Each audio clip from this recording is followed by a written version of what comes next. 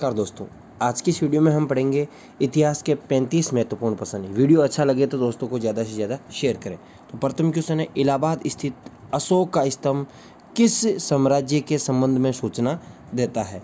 तो ये इलाहाबाद स्थित अशोक का स्तंभ समुद्रगुप्त के बारे में सूचना देता है। ये आरपीएससी राजस्थान लोक सेवा आयोग स्कूल व्याख्याता भर्ती परीक्षा में क्वेश्चन पूछा जा चुका है। मौर्य काल में शिक्षा का सर्वाधिक प्रसिद्ध केंद्र क्या था? तो मौर्य काल में शिक्षा का सर्वाधिक प्रसिद्ध केंद्र था तक्षशिला। क्या था?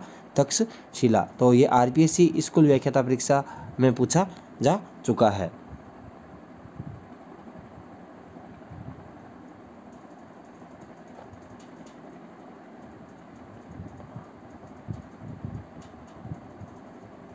अगला क्वेश्चन, महाजनपद युग के 16 जनपदों के नाम बौद्ध साहित्य में प्राय निम्नलिखित उल्लिखित मिलते हैं।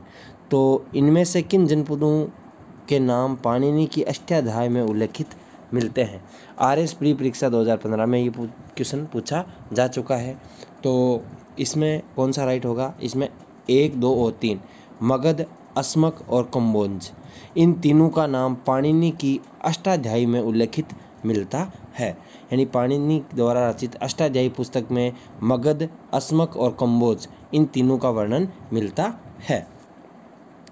महान संस्कृत कवि एवं नाटककार राजशेखर किसके दरबार से संबंधित थे? यह क्वेश्चन आरएस प्री परीक्षा 2013 में पूछा जा चुका है। तो महान संस्कृत कवि और नाटककार राजशेखर क्या थे? कवि और नाटककार थे। और ये किसके राजदरबार को सुशोभित करते थे? तो ये महेंद्रपाल प्रथम के राजदरबार को सुशोभित करते थे। अगला क्वेश्चन, निम्नलिखित में से अशोक के किस अभिलेख में पारंपरिक अवसरों पर पशु बलि पर रोक लगाई गई थी?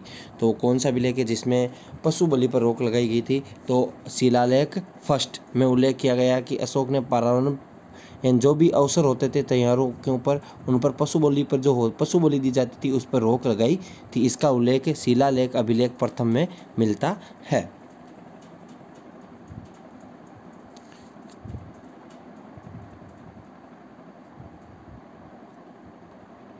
अगला क्वेश्चन, भाषा जिसका प्रयोग अशोक के अभिलेखों में नहीं किया गया है।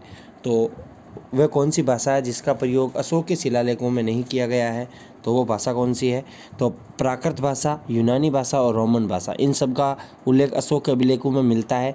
रोमन का है वो विदेश से प्राप्त अभिलेखों में मिलता है। तो अरेबिक है, उस भाषा का प्रयोग अशोक के अभिलेखों में नहीं मिलता है। 7वां क्वेश्चन, किस शासक के काल में चतुर्थ बौद्ध संगति का आयोजन कश्मीर में हुआ था? तो कश्मीर से क्या बना है? कश्मीर से बना कनिष्क। कैसे के? कश्मीर कनिष्क, यानी कनिष्क के शासनकाल में चतुर्थ बौद्ध संगति का आयोजन हुआ था।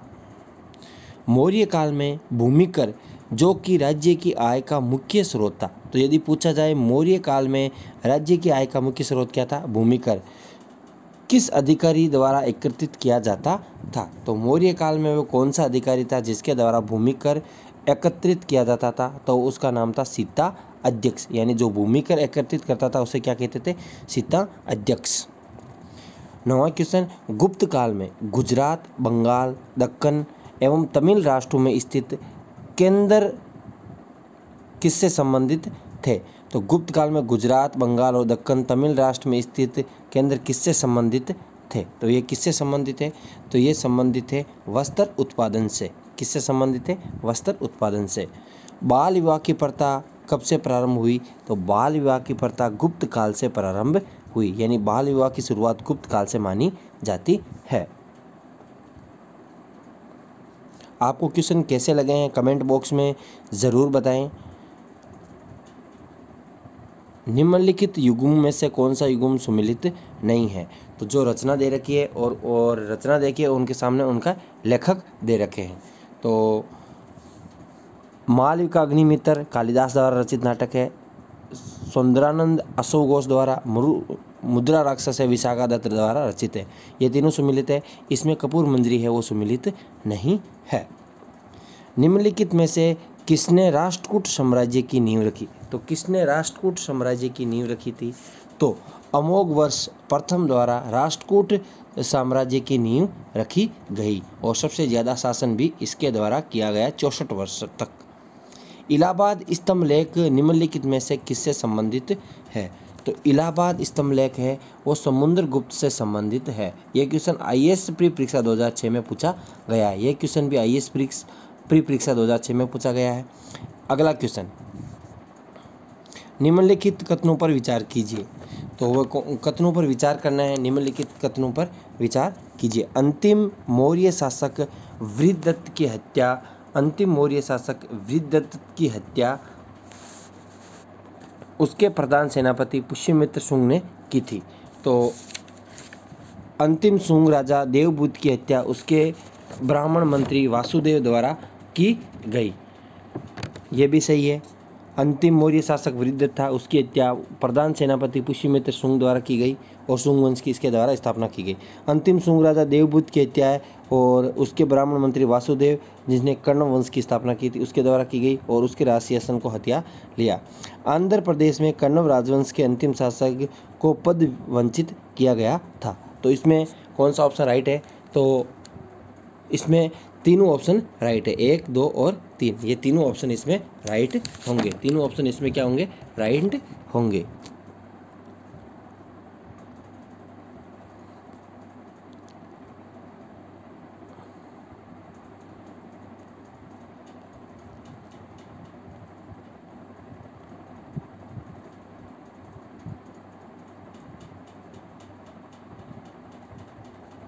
तो उसमें तीनों ऑप्शन राइट है। तो अगला क्वेश्चन है, नर्मदा नदी पर सम्राट हर्ष के दक्षिणावर्त आक्रमण को किसने रोका? तो नर्मदा नदी पर सम्राट हर्ष के दक्षिणावर्ती आक्रमण को किसने रोका था? तो इसमें 15 में क्या होगा? तो 15 में होगा पुलकेशिन द्वितीय द्वारा। नर्मदा नदी तट पर सम्राट हर्ष के जो दक्षिण में आक्रमण हुए उसे रोका गया पुलकेशिन द्वितीय द्वारा। चोल राजाओं ने किस एक ने सिलोन पर विजय प्राप्त की? तो निम्न में से कौन सा चोल राजा था जिसने सिलोन पर विजय प्राप्त की थी? सिलोन पर विजय प्राप्त करने वाला चोल राजा था राजेंद्र। कौन था? राजेंद्र। कश्मीर के कनिष्क के शासनकाल में जो बौद्ध संगति आयोजित थी उसकी अध्यक्षता किसने की थी? तो जो कश्मीर में बौद्ध संगति आयोजित हुई थी कनिष्क के समय, उसकी अध्यक्षता किसने की? तो उसकी अध्यक्षता किसने की थी? तो उसकी अध्यक्षता की थी वसुमित्र द्वारा। किसके द्वारा? वसुमित्र द्वारा इसकी अध्यक्षता की गई थी।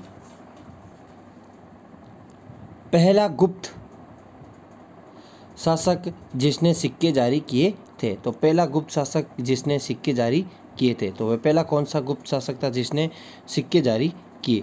तो वो शासक था चंद्रगुप्त प्रथम। कौन था? चंद्रगुप्त प्रथम। महाभाष्य के लेखक पतंजलि किसके समकालीन थे? तो महाभाष्य के लेखक पतंजलि किसके समकालीन थे? तो वो समकालीन थे, किसके समकालीन थे? पुष्यमित्र शुंग के समकालीन थे। महाभाष्य के लेखक पतंजलि किसके समकालीन थे? पुष्यमित्र शुंग के समकालीन थे।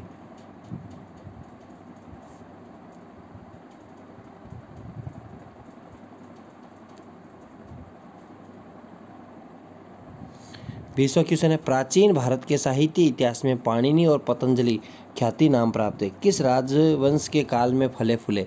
तो पाणिनि और पतंजलि तो किस राजवंश के शासनकाल में फले फूले? तो शुंग वंश के राजवंश के शासनकाल में ये अपना इन्होंने विस्तार किया था। निम्नलिखित में से कौन सा एक बौद्ध ग्रंथ 16 महाजनपदों का उल्लेख किस बौद्ध ग्रंथ में? तो बौद्ध ग्रंथ कौन सा बौद्ध ग्रंथ है जिसमें 16 महाजनपदों का उल्लेख मिलता है? तो वह है अगुत्तर निकाय। तो बौद्ध ग्रंथ अगुत्तर निकाय में 16 महाजनपदों का उल्लेख मिलता है और दीर्घ निकाय जो जैन धर्म का है उसमें भी 16 महाजनपदों का उल्लेख मिलता है। उस पाल वंश का नाम बताइए जिसने विक्रमादित्य विश्वविद्यालय की स्थापना की। तो विक्रमादित्य विश्वविद्यालय की स्थापना किसने की थी? धर्मपाल द्वारा। किसके द्वारा? धर्मपाल द्वारा। सारनाथ स्तंभ का निर्माण किसने करवाया? तो सारनाथ स्तंभ का निर्माण किसने करवाया? अशोक द्वारा करवाया गया। चाणक्य के बचपन का नाम क्या था? तो चाणक्य बचपन में किस नाम से जाने जाते थे? तो चाणक्य है वो बचपन में विष्णुगुप्त के नाम से जाने जाते थे। किस नाम से? विष्णुगुप्त नाम से जाने जाते थे।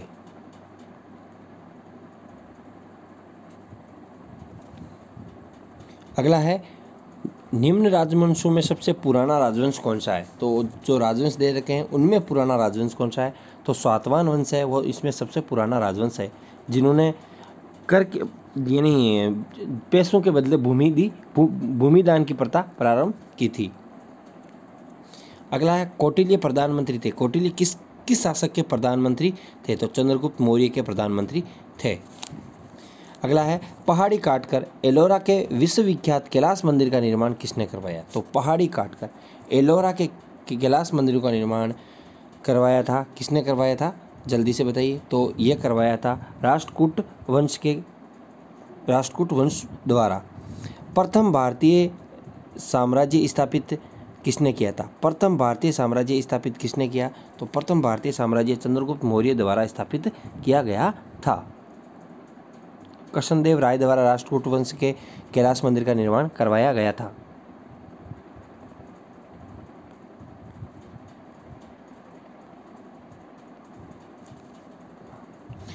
सेल्यूकस, जिसको अलेक्जेंडर द्वारा सिंध अफगानिस्तान का प्रशासक नियुक्त किया गया, को किस भारतीय राजा ने हराया था? तो सेल्यूकस को किस भारतीय राजा ने हराया था? तो उसको हराया था चंद्रगुप्त ने। किसने? चंद्रगुप्त ने। सांची का स्तूप किसने बनाया था? तो सांची का स्तूप किसने बनाया? अशोक द्वारा बनवाया गया। गुप्त सम्राट जिसने हुणों को पराजित किया, कौन सा गुप्त सम्राट है जिसने हुणों को पराजित किया? तो वो थे स्कंद गुप्त। कलिंग विजय के उपरांत अशोक महान ने निम्नलिखित में से किस धर्म को स्वीकार किया? तो कलिंग विजय के उपरांत अशोक ने किस धर्म को अपनाया? बौद्ध धर्म को अपनाया था। कनिष्क की राजधानी क्या थी? तो कनिष्क की राजधानी पुरुषपुर थी। क्या थी? पुरुषपुर थी। अब सुंग वंश के बाद किस वंश ने भारत पर शासन किया?